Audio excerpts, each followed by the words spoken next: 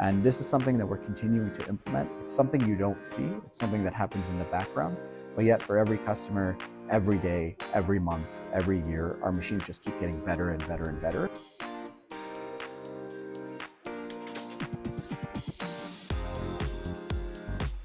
Something we've looked at from the very get-go was how to use AI and machine learning inside of our machines. And it always has to be the service of making the machines easier to use from a customer perspective, more robust.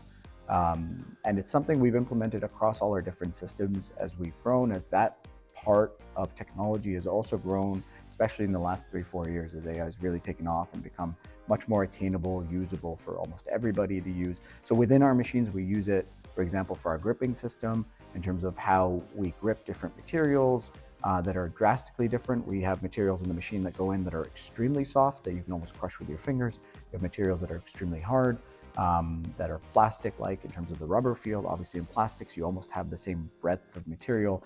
You also have issues with materials slipping as they're being pulled. All these things are things that we've had to learn along the way in terms of how to implement them and how to improve them.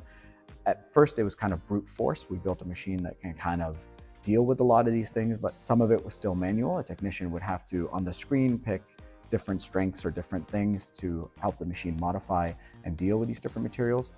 But as we've grown and learned, we've started to implement machine learning, for example, on that part of the product, and now it does it on its own, and it learns every time someone runs. Every time someone goes through that process, we're learning, it improves, and the system just keeps getting better and better and better as it gets used by more people. We use it on our vision system in terms of our extensometer. We're measuring elongation. And again, we use AI because there's a lot of data that's being captured, clean, good data, and we can use that to train our system to get better at measuring elongation more accurately, more consistently across a whole breadth of materials.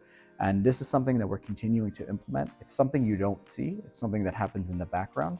But yet for every customer, every day, every month, every year, our machines just keep getting better and better and better. And as we add new customers, as we bring on and our machine ships to these new customers and they use it for new materials and different things, the system just keeps improving for everybody.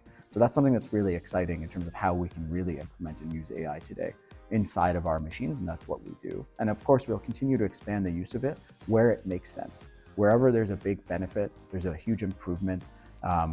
Sometimes, of course, again, it's not customer facing, you're not seeing it, but you're feeling it in the sense that the machine just works better and less failures, more consistent, more accurate, and it just keeps getting better and better and better.